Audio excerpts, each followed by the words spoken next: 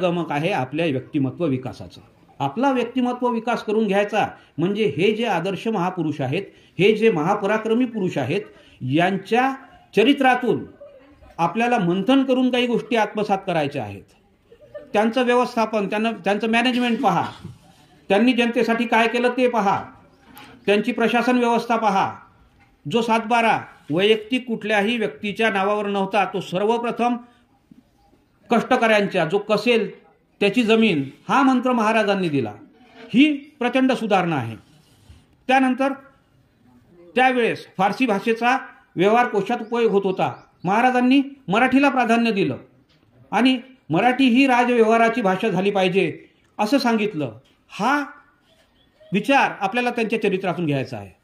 एखाद्या महापुरुषाचं चरित्र चिंतन करणे म्हणजे केवळ त्याच्या आयुष्यात घडलेल्या विस्मयकारी घटनांचं स्मरण नव्हे, तर त्याचं आचरण, चिंतन, मनन आणि संशोधन या प्रक्रियेतून आपल्याला आपला व्यक्तिमत्व विकास साधावयाचा असतो. आणि तो तेव्हाच साधतो. तुम्ही पहा की एखादा आपल्यासमोर जर आदर्श असला, एखाद्या गोष्टीविषयी आपण जर अतिशय जागरूक असलो, एखाद्या घटनेबद्दल आपण अतिशय गांभीर्यानं विचार करत असलो, तरच आपली विचार शक्ती ताबी लागते. आपल्या आतल्या ज्या क्षमता आहे त्या विकसित होण्यास मदत होते आणि ह्या विकसित होणाऱ्या क्षमताच भविष्यात आपला व्यक्तिमत्व विकास साधायला कारणीभूत असतात. तर अशा या महाराजांच्या दुसरा पुरंदरचा जो लढा होता, पुरंदरला वेढा पडला. पुरंदरला वेढा पडल्यानंतर महाराजांनी तो वेढा फोडून विशाळगडाच्या दिशेनं मार्गक्रमण केलं. त्या वेळी शंभूराजे जाधव म्हणजे धनाजी जाधव यांचे वडील यांनी या संपूर्ण व्यवस्थापनात महाराजांची साथ दिली. महाराजांनी प्राणार्पण करणारे, जीवाला जीव देणारे मावळे शोधून काढले.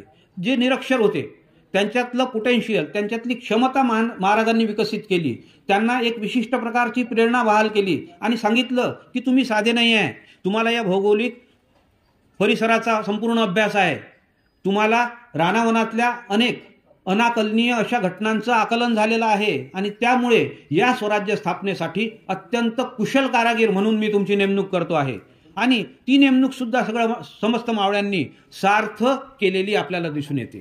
आणि ही का झाली तर त्यांच्यातल्या क्षमता विकसित करण्यासाठी, त्यांना एखाद्या गोष्टीविषयी प्रवृत्त करण्यासाठी महाराजांनी जे दिशा त्यांना दाखवली, जे मार्गदर्शन केलं, जे उद्बोधन केलं, त्यामुळे हे सगळं स्वराज्य संकल्पनेचं स्वप्न पूर्ण होऊ शकलं आणि त्याचीच फळं आज 350 वर्षानंतर आपण भोगतो आहे. सर्वप्रथम आपल्याला स्वातंत्र्याची जाणीव इतिहासात जर कुठे झाली असेल तर त्या यवनी काळात, जेव्हा स्वराज्य स्थापनेचा संकल्प महाराजांनी पूर्णत्वास नेला त्यावेळी.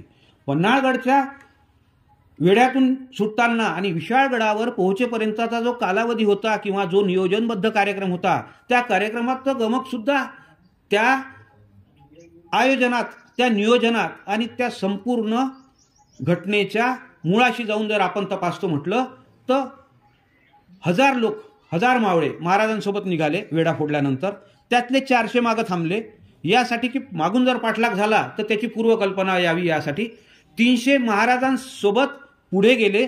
ते गेले पावनखिंडीपर्यंत, ज्याला गजाखिंड असं म्हणत होते. पावनखिंड ती मुरारबाजी देशपांडे यांच्या बलिदानानंतर तिचं नामकरण झालं. तर त्या पावनखिंडीजवळ 300 मावळे थांबले आणि 300 मावळे पुढे विशाळगडापर्यंत महाराजांसोबत गेले. हे जे नियोजन आहे, हे जे माणसाच्या भूमिकेचं किंवा माणसाच्या परिश्रमाचं हे जे व्यवस्थापन आहे, हे महाराजांनी त्यावेळी साधलं. आणि त्यावेळी शिवाकाशीद यांची बहुमोल अशी मदत झाली, ज्याला प्रतिशिवाजी आपण म्हणतो. आणि प्रतिशिवाजी म्हणतो एवढंच नव्हे तर जीवाला जीव देणारी माणसं, प्रतिशिवाजी झालेल्या शिवाकाशीद, शिवा न्हावी याला माहीत होतं की आता यानंतर आपल्याला कधीही महाराज दिसणार नाहीत, आपले मुलं बाळं बायका पोरं, आपलं गाव घरदार दिसणार नाही. तरीही आपल्या प्राणावर बेतलेल्या प्रसंगात अतिशय खंबीरपणे आणि अतिशय निश्चयाने महाराजांच्या पाठीशी तो उभा राहिला. महाराजांना मरेपर्यंत साथ दिली. ही माणसं कमावण्याचं म्हणजे जे आपण म्हणतो की आज ह्युमन रिसोर्स, तो ह्युमन रिसोर्सवाला जो फंड आहे, ते जे डिपार्टमेंट आहे की माणसाची पारख कशी व्हावी, माणूस नेमक्या जागेवर नेमक्या कामासाठी कसा निवडला जावा आणि त्याकरवी अपेक्षित असणारा कार्यभाग कसा साधून घेतला जावा याचं उत्तम प्रशासकीय नेतृत्व आपल्याला महाराजांच्या ठायी दिसून येते. पुण्यात जेव्हा सोन्याचा फा लावून जिजाऊंनी नांगर फिरवला आणि पुणे नव्यानं वसवलं, त्यावेळी सुद्धा 600 लोक त्यांच्यावर अष्टप्रधान मंडळ तेव्हापासून आहे, म्हणजे राज्याभिषेक झाल्यानंतरच अष्टप्रधान मंडळ स्थापन झालं. हा भाग चुकीचा आहे, कारण बऱ्याच इतिहासकारांनी संपूर्ण मोडतोड करून ठेवली आहे. कारण त्या काळी लँग्वेजेस म्हणजे भाषा वेगवेगळ्या होत्या. काही इंग्रजांनी लिहून ठेवला आहे, काही मोगलांनी लिहून ठेवला आहे, काही फारसी भाषेत आहे, काही उर्दू भाषेत आहे, काही फ्रेंच भाषेत आहे, काही पोर्तुगाल भाषेत आहे आणि मराठी मोडी लिपीत फार कमी आहे. तर या इतिहासकारांनी जे त्यांचे आदर्श होते, ज्यांच्या पदरी ते सेवक म्हणून रुजू होते, त्यांच्याविषयी बऱ्याचशा गोष्टी चांगल्या लिहिण्याची शक्यता नाकारता येत नाही. परंतु इतिहासकारांनी संपूर्ण संशोधन केल्यानंतर जे सगळे निकष काढले, त्या एकाही निकषावर एकही खोट फक्त निघाली नसेल तर ती महाराजांच्या चरित्रात. हा शिवचरित्राचा मागोवा आपण घेताना एकच काळजी घ्यायची की त्यात दिलेले प्रसंग आणि त्या प्रसंगातून आपल्याला होणारं उद्बोधन, आपल्याला मिळणारा विचार आपण किती सकसपणे आणि किती बुद्धिप्राणाम्य जागेवर ठेवून आत्मसात करू शकतो, हा विचार महाराजांचा आज आपल्याला महत्त्वाचा आहे. शिवचरित्र डोक्यावर घेऊन नाचणं याला काही अर्थ नाही. शिवजयंतीच्या निमित्तानं मोटरसायकलच्या रॅली काढणं, भगव्या टोप्या, भगवे फेटे बांधणं, भगव्या शाप्या गळ्यात घालून मोटरसायकलवर बेधुंद फिरणं, हे शिवचरित्राच्या स्मरणासाठी, शिवचरित्राच्या आचरणासाठी अपेक्षित नाही. तर शिवचरित्र आत्मसात कसं करता येईल, त्यातून बोध कसा घेता येईल आणि त्यातून मिळालेल्या बोधावर आपला वैयक्तिक आणि सामाजिक विकास कसा साधता येईल, यासाठी या शिवजयंतीचं प्रयोजन असते मित्रहो. आणि ही शिवजयंती आता 2 दिवसांनी आहे. या शिवजयंतीला आपण सर्व मिळून एकच प्रण केला की कुठल्याही प्रकारे एखादा प्रसंग, शिवरायांच्या आयुष्यातला एखादा प्रसंग मी डिटेल वाचेल, त्याचं पूर्ण अवलोकन करेल, त्यावर मनन चिंतन करेल आणि त्यातून जो सकस विचार मला मिळेल त्याचं मी जास्तीत जास्त प्रसारण करेल. कारण की स्मरण करण्यापेक्षा आचरण करणं हे कधीही चांगलं. माझं स्मरण करा असं कुठल्याही महापुरुषांनी सांगितलं नाही. माझे मंदिरं बांधा असं कुठल्याही महापुरुषांनी सांगितलं नाही. आपणच त्यांना देवाऱ्यात कोंडून त्यांची जे तत्वचिंतक मूल्य आहेत त्या मूल्यांना तिलांजली देतो. एकदा देव केलं, एकदा माणसाला देव केलं, महापुरुषाला देव केलं की मग बाकीच्या सगळ्या गोष्टी मागं पडतात आणि फक्त पूजा अर्चना या गोष्टीला प्राधान्य येतं.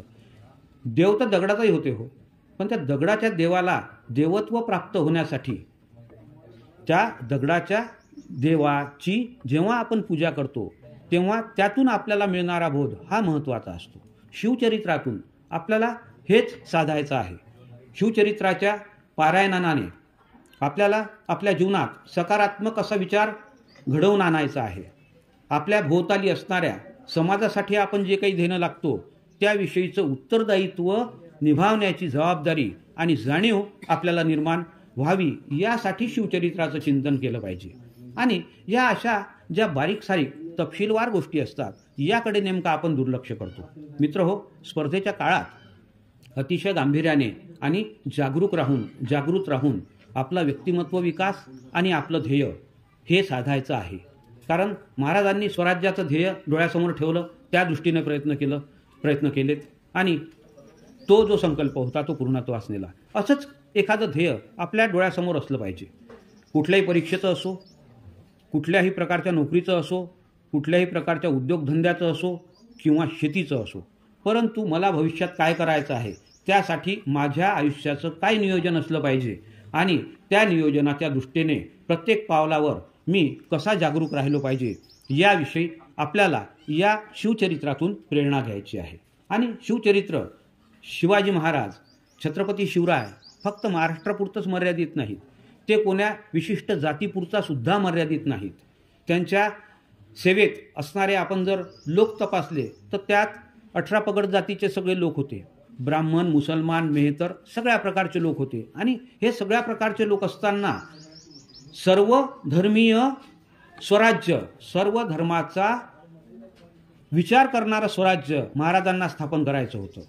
काही मोडक्या तोडक्या इतिहासकारांनी, अर्धवट ज्ञान असणाऱ्या लोकांनी शिवाजीराजांना एका विशिष्ट धर्मात, एका विशिष्ट जातीत बंदिस्त करून टाकलं आहे. परंतु महापुरुष हे कधीही एखाद्या विशिष्ट पंथाचे, जातीचे नसतात मित्रहो. ते समस्त मानव्याचा सकल विचार करणारे योगी असतात. म्हणून महाराजांना श्रीमंत योगी म्हटलं आहे. आपण जर लोक पाहिले आजकाल, तर श्रीमंत जो आहे त्यात योग्याची लक्षणे दिसत नाहीत, आणि ज्याच्या ठाई योग्याची लक्षणे आहे तो श्रीमंत नसतो. हा एकच महापुरुष असा होऊन गेला की जो श्रीमंतही होता आणि योगी सुद्धा होता. योग्याची सर्व लक्षणं त्यात होती. योग्याची लक्षणे याचा अर्थ शिवाजी महाराजांना जे दैवी संकेत प्राप्त होत होते, ती त्यांची वैचारिक प्रगल्भता होती. ती तुमच्या माझ्यात सुद्धा विकसित होऊ शकते, परंतु त्यासाठी करण्याची ध्यानधारणा, त्यासाठी करण्याचं मनापासूनचं आपली कर्तव्यपूर्ती, आपले प्रयत्न, या गोष्टीला मित्र हो कुठल्याही व्यक्तीच्या विकासासाठी अनन्यसाधारण असं महत्त्व आहे.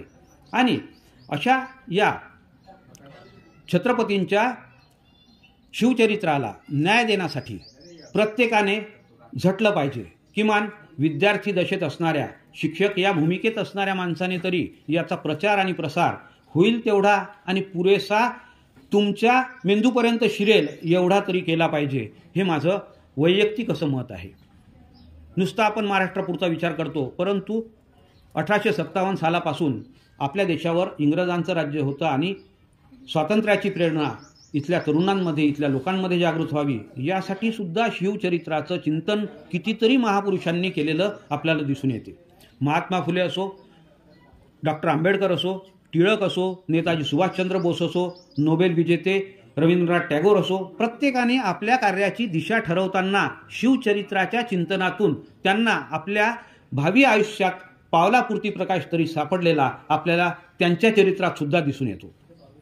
बंगाली ही स्वतंत्र भाषा आहे, आपल्याला ती समजत सुद्धा नाही, परंतु बंगाली भाषेत सुद्धा 2 कविता लिहून शिवरायांना रवींद्रनाथ टागोर यांनी अजरामर करून ठेवला आहे. नेताजी सुभाषचंद्र बोस बंगाली होते.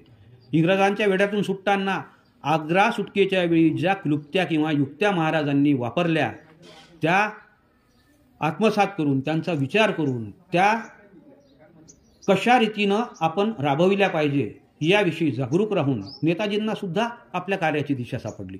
असे समस्त महापुरुष, असे सगळे आपले महान सुधारक यांनी शिवरायांच्या कार्यकर्तृत्वाला आपल्या आयुष्यात उजाळा दिला, त्याचं चिंतन केलं. बाबासाहेब आंबेडकर 2 वेळा शिवजयंती उत्सवाचे, त्या काळी शिवजयंती 10 दिवस चालायची, त्या शिवजयंती उत्सवाचे 2 वेळा ते अध्यक्ष होते. महात्मा फुल्यांनी सर्वप्रथम शिवजयंती साजरी केली 1869 साली. रायगडावर समाधी शोधून काढली, कारण मराठा साम्राज्याच्या पाडावानंतर बहुतांश काळ जो धकाधकीचा गेला, ज्यात मराठ्यांचा मुघलांशी जो संघर्ष होता, त्यानंतर इंग्रजांचं एक सावट या देशाला भेडसावत, घोंगावत आपल्यापर्यंत आलं, त्यानंतर बराच आपला काळ पारतंत्र्यात गेला आणि त्या कालखंडात या युगपुरुषाची समाधी दुर्लक्षित राहिली आणि ती शोधून काढण्याचं सर्वप्रथम श्रेय महात्मा फुले यांना जाते. त्यानंतर टिळकांनी त्यांची री ओढली आणि ही जयंती पुढे सुरू ठेवली. ही जयंती पुढे सुरू ठेवताना काही जयंतीविषयी, जयंतीच्या तारखेविषयी मतभेद होते, ते सुद्धा तत्कालीन महाराष्ट्र शासनाने सोडवले आणि 19 फेब्रुवारी 1630 या तारखेलाच महाराजांची जयंती, महाराजांचा जयंती उत्सव संपूर्ण देशात एकाच वेळी साजरा झाला पाहिजे असं परिपत्रक काढलं. मित्र हो, शिवचरित्राच्या चिंतनातून आपल्याला काय घ्यायचं आहे, कसं आत्मसात करायचं आहे, तो प्रत्येकाचा वैयक्तिक विषय आहे.